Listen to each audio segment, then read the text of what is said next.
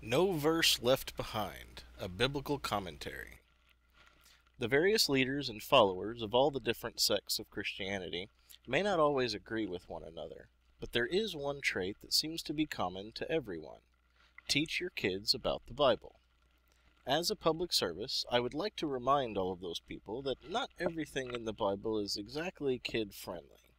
This series will focus on those parts of the Bible that may not quite be appropriate for children. In fact, I'm not entirely convinced that they're appropriate for adults either. Most of these were found at infidels.org and compiled by Donald Morgan in an article entitled Bible Vulgarities and Obscenities, the link for which is in the description of this video. In the city of Sodom, Lot was visited by two angels. When the men of the city found out that Lot had these two visitors, they demanded that Lot bring them out so that they could have sex with them. Instead, Lot offers up his two virgin daughters, saying, "Behold now, I have two daughters which have not known man. Let me, I pray you, bring them out unto you, and do ye to them as is good in your eyes. Only unto these men do nothing, for therefore came they under the shadow of my roof." Genesis chapter 19, verses 4 through 8. The story seems to teach us that we are to show absolute respect for God's messengers, even more than we love our own children, especially girls, but that's another show. Now later, Lot's daughters are faced with a predicament. They need to bear children in order to continue their family line, but there's no men around except for their father. So, to resolve this problem, they decide to get their father drunk with wine and have sex with him. So they do so, and they each bear a child by their father. Genesis chapter 19, verses 30 through 38. After Moses and his armies had finished killing all of the men of Midian, Moses orders the soldiers to kill all of the non-virgin women, but to keep the virgin women children for themselves. Bear in mind how important it is that there are plenty of women for God's chosen people. Otherwise, there might arise such abominations as homosexuality. Gotta keep those virgins coming. Verse 40 tells us that 32 of these were sacrificed as the Lord's tribute. Numbers chapter 31. Deuteronomy teaches kids a great moral lesson. When the Israelites would go to war, if a soldier saw a beautiful woman among the captives, he was to bring her to his home, and she would be allowed to grieve for her murdered family members for a whole month. After that, the soldier was allowed to have sex with her.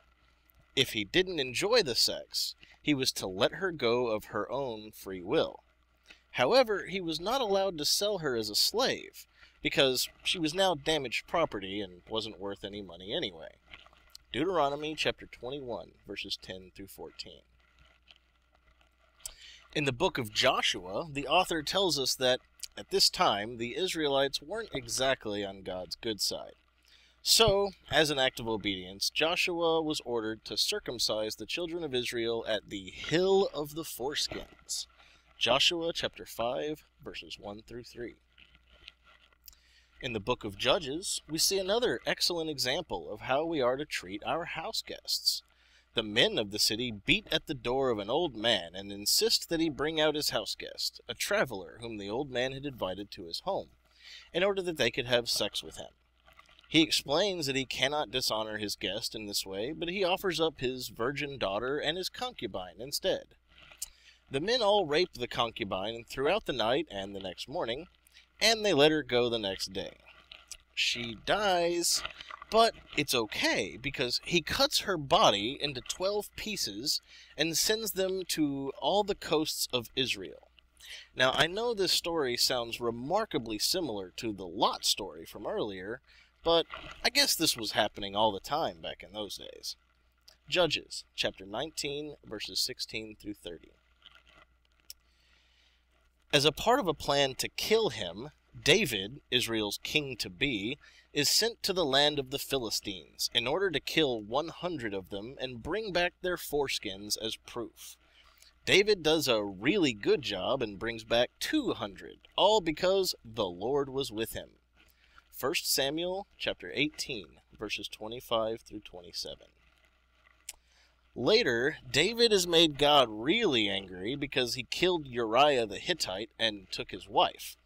So God decides to take all of David's wives and have his neighbor have sex with them in public. Then, just to make sure David understands his sin, he kills David's infant child. 2 Samuel chapter 12, verses 9 through 18.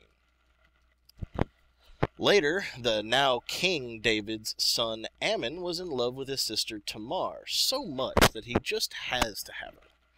He talks to his friend Jonadab and comes up with a plan.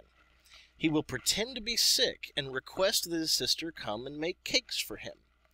King David sends for Tamar, and she comes as ordered. After cooking the cakes, Ammon sends away the men and brings his sister into his chamber, and then rapes her, taking her virginity.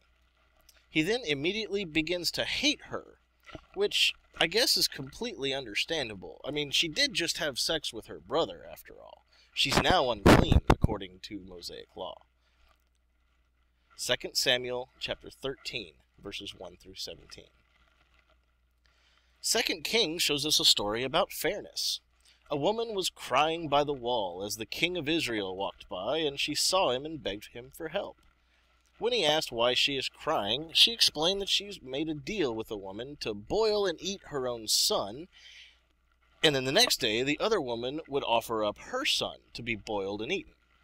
Apparently, though, the second woman totally reneged on the deal and hid her son away.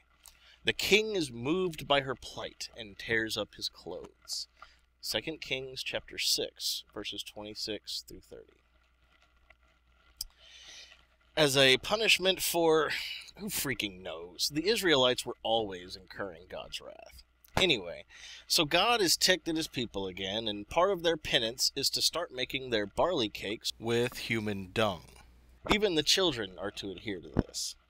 Luckily, though, the prophet Ezekiel convinces God to reduce their punishment, so God instead gives them cow poo to use. Ezekiel chapter 4, verses 12 through 15. That's all for now. Thanks for listening.